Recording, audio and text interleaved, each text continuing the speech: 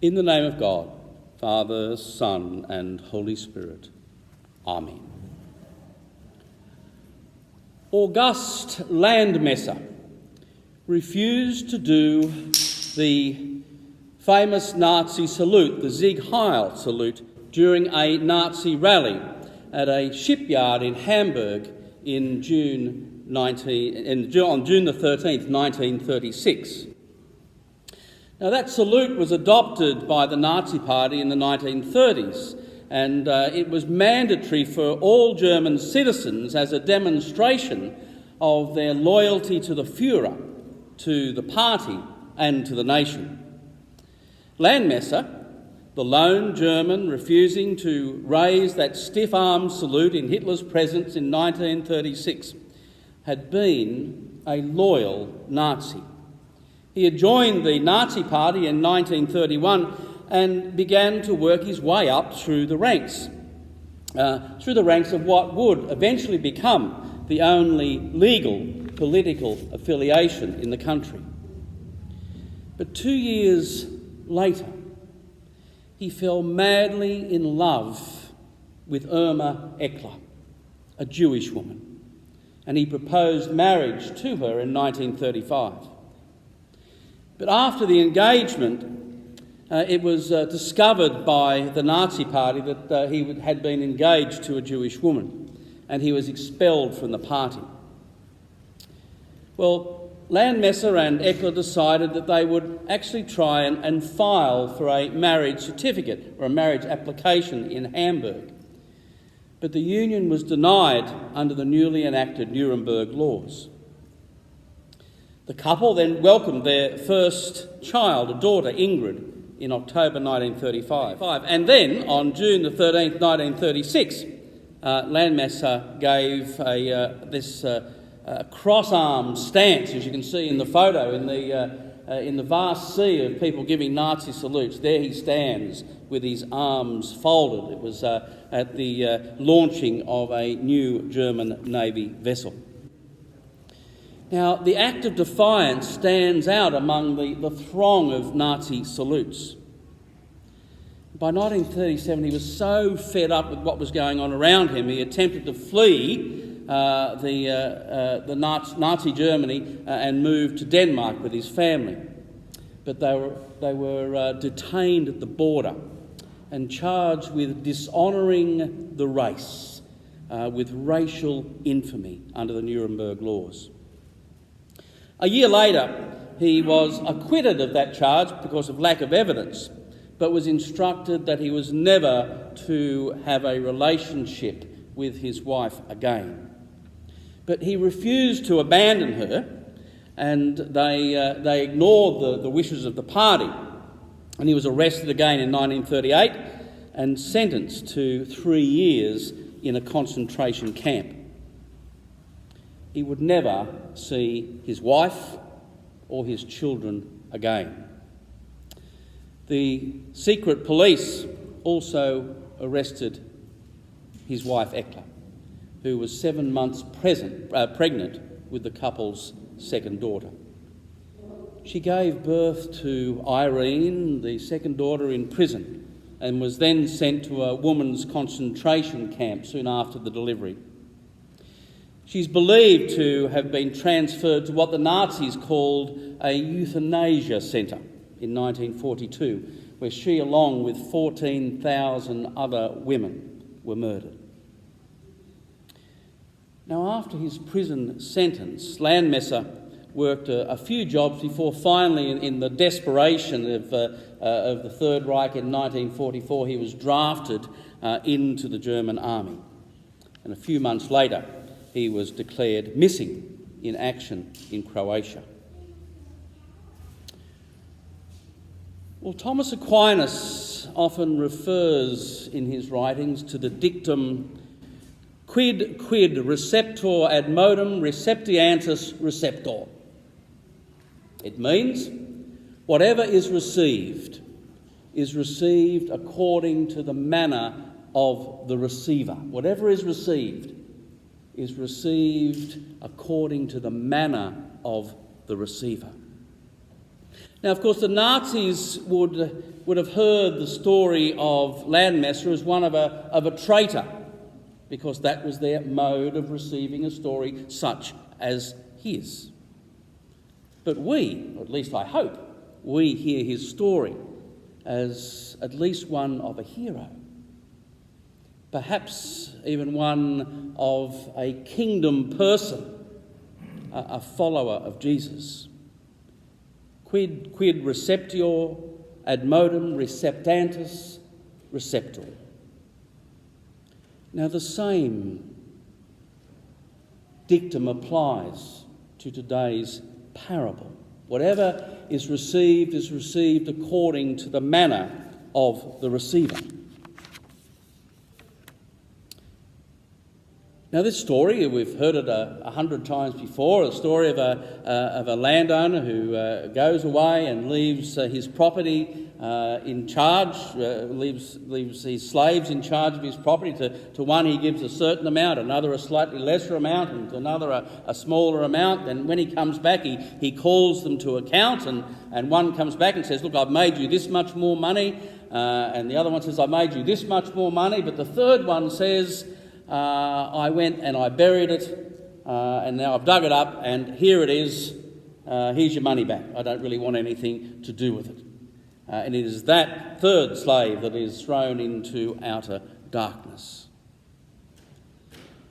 Now, the manner in which we receive that story will be determined by our framework in all sorts of ways. If our manner, if our framework, if the way we see the world is purely through the economic paradigm, if making money is important above all else, we will agree with that landowner that the first two servants were good servants. "Well done, good and faithful servant," he says. And we will see that third servant as a good for nothing. He wasted the money, wasted the time, didn't make any money out of it. He's a bad servant. If our manner of receiving is purely economic, that's how we'll see that. If, like me, you were brought up in a world that really, where we were taught to respect authority, no matter what, they're in authority, we have to respect them. If that's our manner of receiving, then we will receive this story again, as that third servant was one who had no respect for his master, no respect for what he was told to do. And we will see him as a bad servant and the other two as good and faithful servants. Whatever is received according to the manner of the receiver. But one of the questions we want to ask about this story, and we should ask about all parables, is what is the origin of the story? Where does it come from? What is the manner of the storyteller? And what is the manner of those who originally heard this story?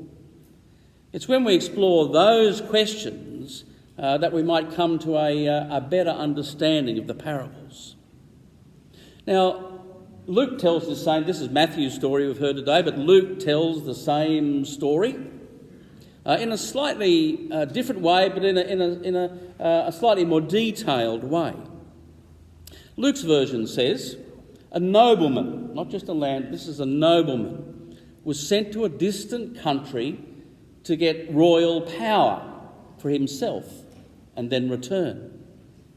And he summoned 10 of his slaves and gave them £10 and said to them, "Do business with this money until I come back." But as Luke tells the story, the citizens of that country hated this nobleman and sent a delegation after him saying, "We do not want this man to rule over us." Now, Herod Archelaus did precisely that. After Herod the Great, his father, died, there was all sorts of tussling for power, as you would imagine, amongst Herod's family. And Archelaus goes off to Rome, goes to a foreign country, to be sanctioned by the emperor as the successor to his father, Herod the Great. So this actually happened. This is an actual story. Now, we hear a little more from Matthew, back into Matthew now. We hear a little more from Matthew about Archelaus. So we know that Matthew knows about Archelaus, is thinking about Archelaus, knows some of these dynamics. So in Matthew chapter 2, we hear that the angel of the Lord appeared to Joseph in a dream and told him to get up and take Mary and Jesus and flee to Egypt to avoid, of course, the massacre of the innocents. We know the story. We get it at Christmas time every year. Then Matthew tells us when Herod the Great dies, the angel of the Lord comes again to Joseph with another dream and says, pack up, it's okay, go back to Israel, presumably to Bethlehem. However, when Joseph hears that Archelaus, Matthew names him, Archelaus has succeeded his father as ruler of Judea, we are told he was afraid to go there. And again, being warned in a dream, he doesn't go back to Bethlehem, he goes to Nazareth in Galilee. So we know that when Archelaus went off to Rome to get sanctioned by Caesar to be the new successor of his father, that a whole delegation goes after him and says, we don't want this guy. He's cruel. He's a horrible leader. He is unfair. And Archelaus' response to that delegation was he gathered 3,000 people into the temple and he massacred them all. That's the kind of person Archelaus was. Quidquid recipitur, ad modum recipientis recipitur. What is received according to the manner of the receiver. So knowing all that about Archelaus, knowing that that's clearly who Luke is talking about, and most probably who Matthew's talking about, as Jesus tells this story, everybody gets it. Everybody knows he's talking about Archelaus because they all know the story. There's too many connections to miss it. Knowing all that, does it alter the manner in which we receive this story? Does it alter the manner in which we understand it? Does it alter the manner in which we understand the third slave and his actions? Does it alter the manner in which we view the good and faithful servants who look after the tyrant's property? Maybe this third servant who's cast into the outer darkness is not such a bad person after all. After all, remember August Landmesser, who was cast into the outer darkness for not participating in a cruel and unjust regime. Perhaps this poor guy out with the weeping and gnashing of teeth is the first century version of a landmasser. Perhaps he is actually the kingdom person in the story. I mean, how many times have we heard this story? Often preached on Stewardship Sundays. So the priest gets up and says, well, this is a story about, here's your talents, use it or lose it, basically. If you don't use your talents for God, the ruler figure in this story, then it'll be taken from you and given to somebody else. But Matthew's already told us that that's not how we are to read these parables. Matthew's already told us that you are not to see, in all these parables, they're one after the other, you are not to see this ruler, this king, the landowner, the vigneron, whoever, you are not to see this person as God.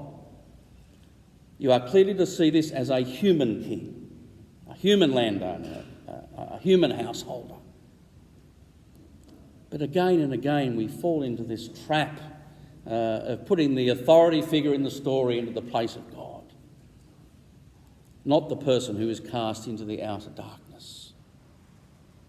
If this story, as I believe it is about Archelaus, the head of a brutal and unjust domination system, then refusing to participate in that system, to saying, I wasn't going to invest your money, here, you can have it back, I don't want anything to do with it. Refusing to participate in that unjust and brutal system is indeed a kingdom act.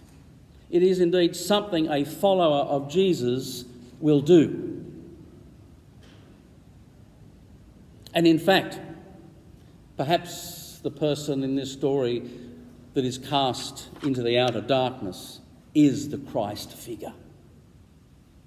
This is Jesus being cast into the outer darkness. Is Jesus telling the story prophetically about himself, what will happen to him towards the end of the story? The mode of the receiver will determine what is received. What is our mode? This landowner, noble person figure, after all, we are told, is a harsh man, reaping where he did not sow, gathering where he did not sow seed. And the Christ figure says, and I was afraid, just as Joseph had been afraid. Matthew loves to weave certain words through his narrative that connects things, and if we are receiving, if our receiver is turned onto kingdom frequency, if you like, then we will start to hear these things. The question we must ask ourselves when we come to these parables is, what manner are we receiving them? Are we receiving these parables in an economic paradigm? Are we receiving these parables in some kind of domination system structured paradigm? When the King James Version of the Bible was written in 1611, it was clearly written in the paradigm to uphold the idea of kingship, of the monarchy, uphold authority figures. And that is how people read it. That is how people received it. But we are called to receive these stories on the frequency of the kingdom. Whatever's received is received according to the mode of the receiver. It is when we do that we truly come to understand what these parables are saying to us. Quid recipitur ad modum recipientis receptior. Whatever is received according to the mode of the receiver. The Lord be with you.